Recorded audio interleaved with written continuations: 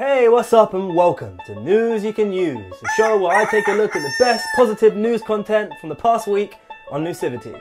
And to kick us off this week, we're getting all cute and fuzzy in the Netherlands.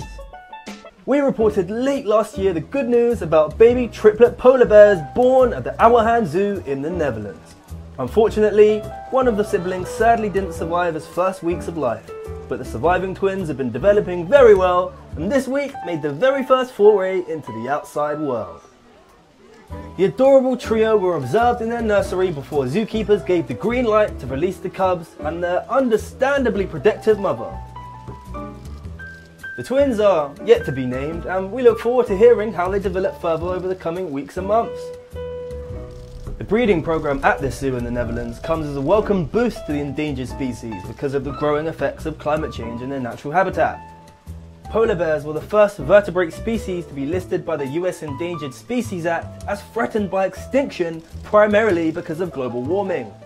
It's sad to see any animal on the brink of extinction, especially as a direct result of what we're doing to the earth. So if you want to offer your support, there are plenty of sites like WWF.org, worldwildlife.org, where you can. Dost thou know the time? For now is the time to do as thou wilt, as we play the Game of Thrones! Some very lucky fans of the hit HBO series got an authentic taste of Westeros with a themed pop-up restaurant opening its doors in London. So we've ensured that this evening is super detailed, bringing lots of aspects from the show. We've had a huge map of Westeros handmade. We have the House Baratheon and House Lannister heraldic banners. The table is covered with many different aspects that were taken from lots of different feasts in the Game of Thrones, and every course is specifically designed to mimic parts of the book and show. Members of the media were invited to a preview of the All Men Must Dine banquets, during which dishes such as suckling pig and bone marrow creme brulee were served up, and actors dressed up as Game of Thrones themed characters provided entertainment and music. There's the Red Priestess, looking as evil and sultry as ever. When I first saw this scene, I was a little afraid they might be thinking to pull some kind of red wedding stunt, but thank goodness they didn't. The restaurant was on from the 13th of February to the 15th of February to mark the release of the 4th season on DVD. So, if you're watching this now, you're a little bit too late and you missed it. And it was sick. Well, I didn't go though, but that's just what I imagine. Last week, not for the first time, there was another thriller in Manila. But this time, it was to stop the throwing of punches. Check it out.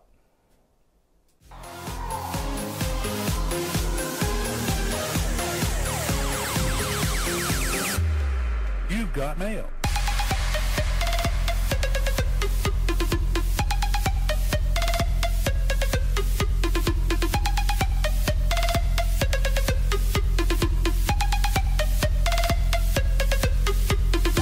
Over 5,000 female students in the Philippines participated in a mass dance campaign highlighting a global call against gender violence and discrimination.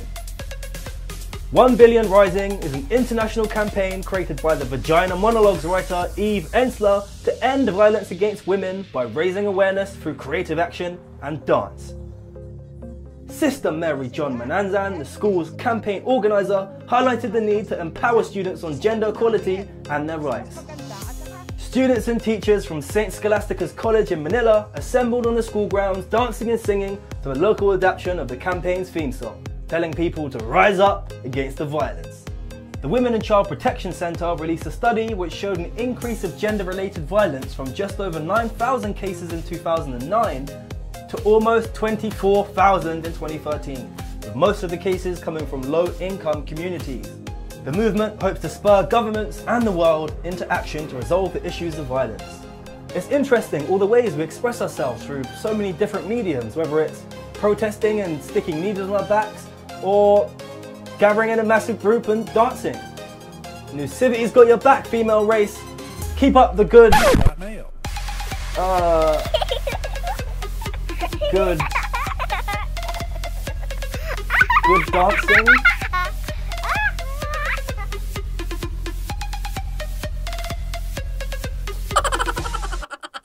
Yeah. And now for your dose of inspiration. You feeling glum? You feeling a little upset about something? Well, I'ma let my man Mo do the talking. Tell him, Mo. Aloha, good afternoon. My name is Moses Hamilton. My friends also call me Mo, so I go by the name Mo. I was born on the North Shore of Kauai here on the island. I am 39 of just a few weeks ago. I just turned 39. Moses Hamilton is a very talented and inspiring artist who was born in Haiana on the island of Kauai's spectacular North Shore. The good news is that while in rehabilitation, he rediscovered his passion for art when he was introduced to an art program that taught people how to paint with their mouth, a talent he still uses to this day with incredible results. It might be tough today, but tomorrow will be better. I think, life is always ups and downs, so you gotta, I always say if you've got hitting some bumps in the road today, maybe you'll find rainbows tomorrow. So you gotta persevere, you gotta push through the next day, and try to find the still moments in your mind. Try to enjoy what you do have. Don't focus on what you don't have. Focus on what you do have. You have the ability to think, you have the ability to talk, you have the ability to eat. The littlest things in life can be the biggest things. Just love life while you got it too, Smile today because tomorrow might be gone, so just try to make the best of it, and limit it out of limits. It might not always be easy, but you can make sweet things out of sour starts. It's quite common for most of us to get caught up in the daily routines of our lives, like our standing on social networks or what this person thinks of us. But the realization of just how short life really is a useful reminder to make sure we live life to the full.